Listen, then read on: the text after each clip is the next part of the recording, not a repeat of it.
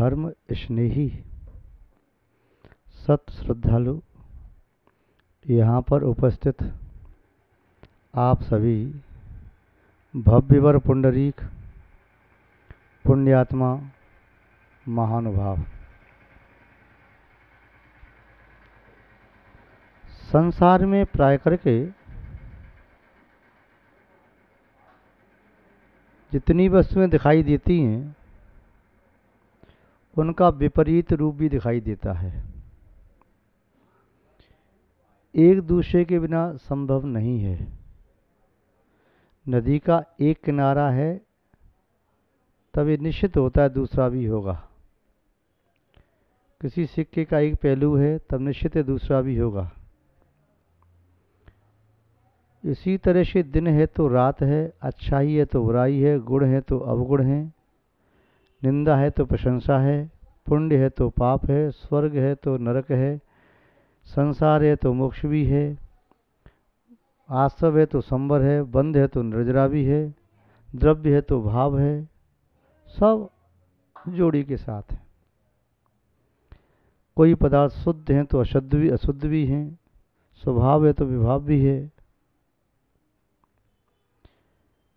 हम देखते हैं संसार में प्राय करके अधिकांश प्राणी पूर्व संस्कारों के वशीभूत होकर के बुराई की ओर जल्दी अभिमुख होता है, अच्छाई की ओर नहीं। यदि वे अच्छाई की ओर अभिमुख होने लगे तब निस्संदेह बुराई उसको छू न पाए। अच्छाई का अपने आप में एक ऐसा कवच बन जाता है जिस कवच को बुराई के द्वारा भेद पाना बड़ा असंभव है। आज दो शब्दों पर चर्चा करें। पहला शब्द है गर्व, दूसरा शब्द है गर्व। गर्व शब्द का आप अर्थ जानते हैं। गर्व माने जन्म के पूर्व की दशा। जिन जीवों का जन्म गर्भ से होता है वे जन्म के पूर्व गर्भ में रहते हैं। भगवान के 5 कल्याणक मनाते हैं तो पहला कल्याणक गर्भ कल्याणक होता है। गर्भ के बिना जिनका जन्म होता है वे मोक्ष जाने की पात्रता नहीं रखते। गर्व है ग और आधा र, इतना तो दोनों शब्दों में समान है, किंतु पीछे अक्षर अंतिम अक्षर यहाँ वह और यहाँ वह पहले आता है। वह की पूर्णता यदि होती है तो संभव है गर्व का स्थान ही न रहे। गर्व शब्द से अपन यूँ समझ सकते हैं किसी भी साधक की गुप्त साधना। गर्भ में जितना शिशु का विकास हो जाता है, गर्भ में पर्याप्त समय वह रह लेता है, तब निस्संदेह जन्म सफल और सार्थक होता है। गर्भ का समय पर्याप्त नहीं व्यतीत हो, गर्भ में समुचित वह आहार आदि न मिले, गर्भ में उसे शरीर के लिए पर्याप्त साधन सामग्री और न मिले, तब फिर जन्म लेकर के भी उसके जीवन का अभाव ही रहता है। इसलिए गर्भ महत्वपूर्ण है। गर्भ की महत्ता से जन्म महत्वपूर्ण है। जन्म तो संसार के सब जीवों का होता है, चाहे वे जीव उपपात शैया से जन्म लेने वाले हैं, चाहे वे गर्भज हैं और चाहे समूषण जन्म लेने वाले हैं। उपपात शैया से जन्म लेने वालों का मोक्ष मार्ग नहीं बनता। वे सम्यक दृष्टि सम्यक ज्ञानी हो सकते हैं। समूषण जन्म लेने वाले जीव की दशा भी यही है कि वे मोक्ष मार्गी नहीं बन सकते। गर्भज जन्म जिनका होता है वह मोक्ष मार्गी बन जाते हैं। वे सम्यक दर्शन, सम्यक ज्ञान, सम्यक चारित्र तीनों रत्नों को प्राप्त कर सकते हैं यथासंभव। मनुष्य गति है तो वे निश्चय और विवाह दोनों की प्राप्ति करके मोक्ष मार्गी बन जाते हैं। यदि पशु आदि हैं तो अपने वो एक देश चारित्र्य को प्राप्त कर पाते हैं। महानुभाव, तो गर्व महत्वपूर्ण है, गर्व में आना बहुत जरूरी है। किंतु संसारी प्राणी की दशा ये है, वह गर्व में आना नहीं चाहता है, किंतु थोड़ी सी उपलब्धि से गर्व में आ जाता है, अहंकार से परिपूरित हो जाता है। ज्यों ही जीवन में गर्व आता है त्यों ही उसका पतन हो जाता है। और जब तक वह गर्व यानी गुप्त रूप से रहे, अपनी उपलब्धि पर नाज न करे, उसे छुपा करके रखे, तो संभावना यही है कि वह व्यक्ति अचिंत्य फल को प्राप्त कर सकता है। कई बार आप जानते हैं, सुनते हैं कि किसी को गुप्त खजाना मिल गया। गुप्त खजाना किसको मिलता है? जो गुप्त रूप से पुण्य की क्रिया करता है, गुप्त रूप से दान देता है, गुप्त रूप से पुण्य का संचय करता है, उसे गुप्त उपलब्धियां होती हैं। किंतु जो व्यक्ति अपनी किसी भी उपलब्धि को, किसी भी पुण्य क्रिया को सबके सामने कहता है, उससे उसे प्रशंसा मिल जाती है, यश मिलता है, ख्याति फैलती है, किंतु पुण्य कम हो जाता है।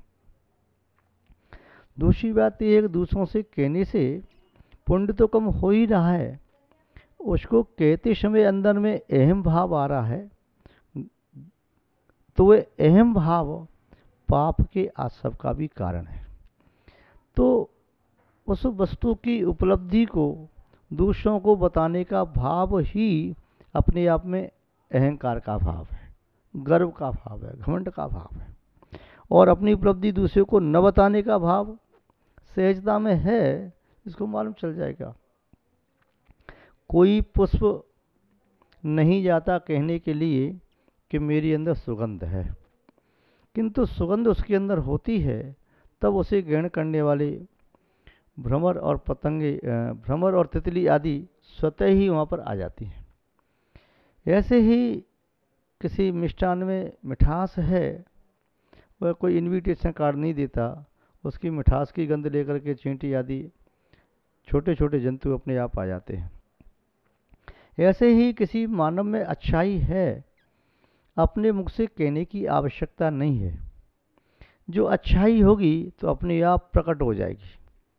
फूलों को वस्त्रों से ढांक भी दो, तब भी गंध उसमें निकल के बाहर पहुंच जाएगी।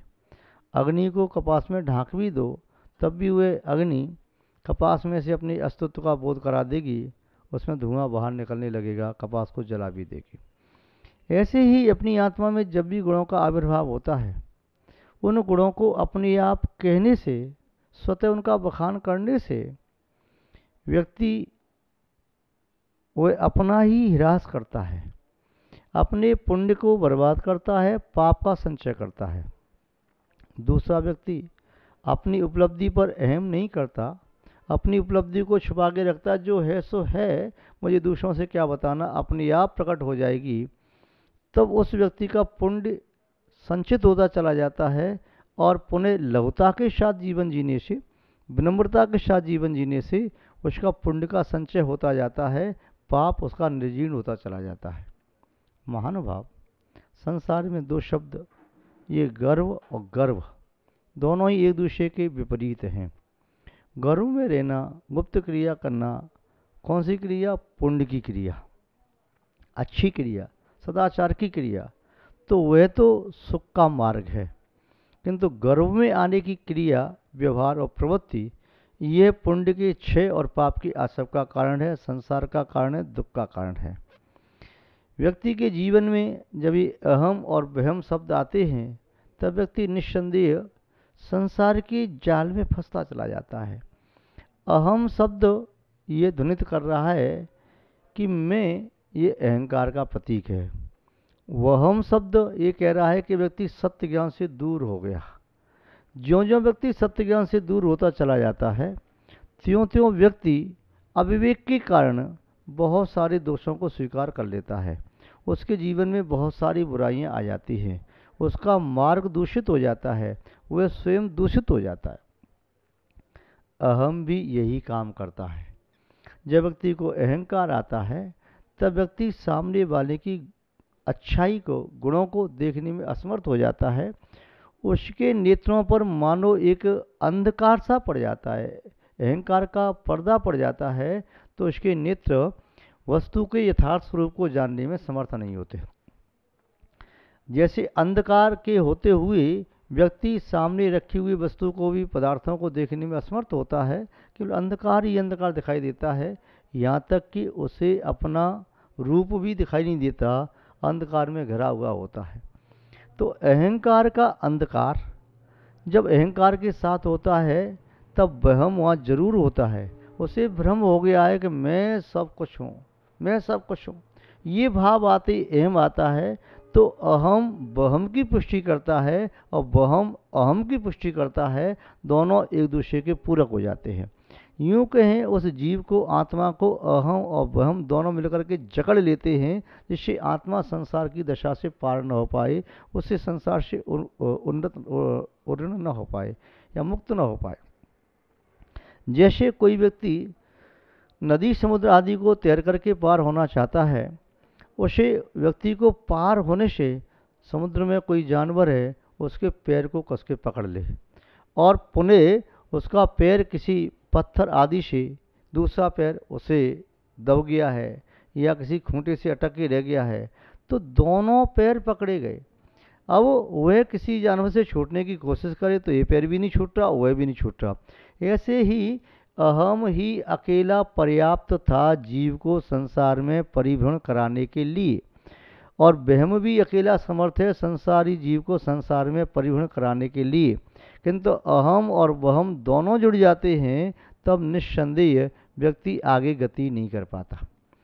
अहम भी खतरनाक नहीं है कि अंधकार सामने आ गया तो उसे बस लगता है कहीं ठोकर खा के गिर पड़ूंगा, और वहम उसे ऐसा है ही कि मैं जहाँ पहुँच गया वहाँ संसार का कोई जीव नहीं पहुँचा, मेरे पास सबसे ज़्यादा उपलब्धि है। ये अहम व्यक्ति को स्वयं की वास्तविकता से परिचय नहीं होने देता है, और वहम का भी यही काम है। अहम और वहम दोनों ही ऐसे अंधकार हैं जो व्यक्ति को जकड़ लेते हैं, आगे की गति मंद होकर। महानुभाव, आप जानते हैं कि व्यक्ति अहम से युक्त होता है तब व्यक्ति की गति क्या होती है, उसमें क्या बदलाव आता है। अहंकार आते ही व्यक्ति का फिर दिमाग खराब हो जाता है। यूँ कहें घमंड में दिमाग और ठंड में हाथ सही तरह से कार्य नहीं कर पाते। यदि हाथ ठंडा है, उंगली ठिठुर रही हैं, अकड़ रही हैं, तो कोई वस्तु को तुम उठाना चाहो तो हाथ ठीक से काम नहीं करता, वस्तु पकड़ में नहीं आती। और जब मस्तिष्क में घमंड चढ़ गया हो तब उसका दिमाग सही कार्य नहीं करता। उस समय वे उस घमंड में चूर रह करके सत्य से दूर रहता है। वह दिमाग से उसमें सोचता है, अहंकार युक्त दिमाग से सोचा गया वह विषय वह सम्यक नहीं होता। अहंकार युक्त जो मस्तिष्क होता है, वह अहंकार से युक्त मस्तिष्क निस्संदेह व्यक्ति को उसी प्रकार का ज्ञान कराता है। जैसे किसी व्यक्ति की आंखों पर लाल चश्मा है तो सामने वाली वस्तु किसी भी रंग की हो क्या फर्क पड़ता है, उसे तो वस्तु लाल ही दिखनी है। यदि काला चश्मा है तो सामने वाली दीवार सफ़ेद भी हो तो क्या फर्क पड़ता है, उसे तो काली ही दिखनी है। हरा चश्मा है तो सफ़ेद वस्तु भी रखी है तो हरी दिखनी है, पीला चश्मा है तो पीली दिखनी है।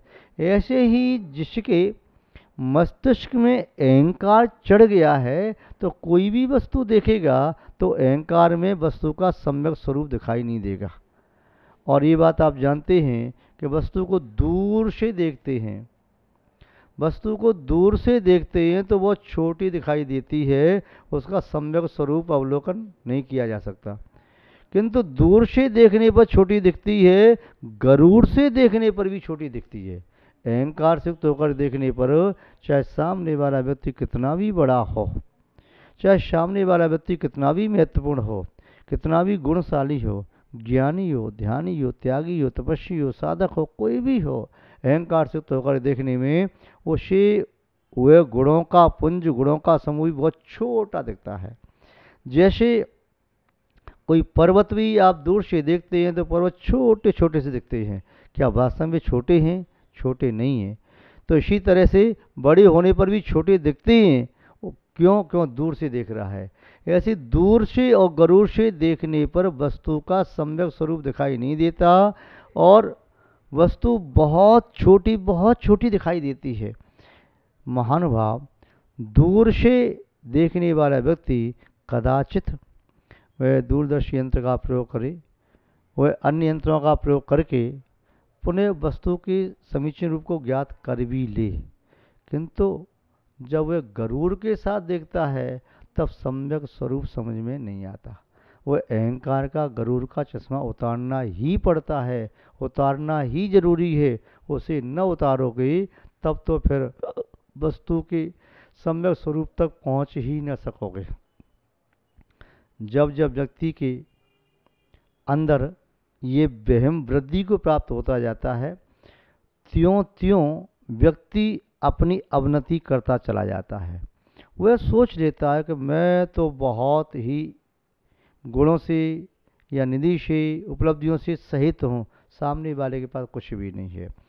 एक छोटा सा बालक भी दूर से पहाड़ को देखता है तो ऐसा कहता है कि मैं बड़ा हूँ, सामने वाला पहाड़ छोटा है। ऐसे ही जब व्यक्ति गरूर से देखता है तो उसे लगता है कि मैं बड़ा हूँ, सामने वाला व्यक्ति छोटा है। उसे दुनिया के सब पदार्थ छोटे दिखाई देते हैं। उसे सत्यता का ज्ञान नहीं रहता। वह यदवा तदवा प्रवृत्ति करता है। उसका ज्ञान भी संशयुक्त होता है, भ्रमयुक्त होता है। इसीलिए किसी ने ठीक कहा, जब कोई व्यक्ति मादक पदार्थ का सेवन कर लेता है, उस पर नशा चढ़ जाता है, तो व्यक्ति सत्य का ज्ञान नहीं कर पाता। और देखो, बात ये है कि उसे ये नहीं मालूम कि मेरे ऊपर नशा चढ़ा हुआ है। जैसे कोई मादक पदार्थ का सेवन करने पर उसे स्वयं ज्ञान नहीं रहता कि मुझ पर नशा चढ़ गया है, तो ये अहम भी मादक पदार्थ की तरह से है कि वह जब अहम का नशा चढ़ता है तभी व्यक्ति को अपनी असलियत का ज्ञान नहीं होता, और जब व्यक्ति पर मादक पदार्थ का नशा चढ़ता है तब भी ज्ञान नहीं होता। किंतु एक बात जरूर है, अहम का नशा हो चाहे मादक पदार्थ का नशा हो, कोई भी प्राणी यदि अहंकार से युक्त होता है तब निस्संदेह उसका पतन अवश्यंभावी है। और व्यक्ति गुप्त साधना करता है, गुप्त पुण्य करता है, तब ये निश्चित है कि वह व्यक्ति अपने आत्महित के मार्ग में वह शीघ्र द्रुत रूप से प्रवृत्ति कर सकता है, अपना कल्याण कर सकता है। आप सभी का मंगल हो, आप सभी का शुभ हो, आप सभी का कल्याण हो। हम आपके लिए ऐसी भावना भाते हैं।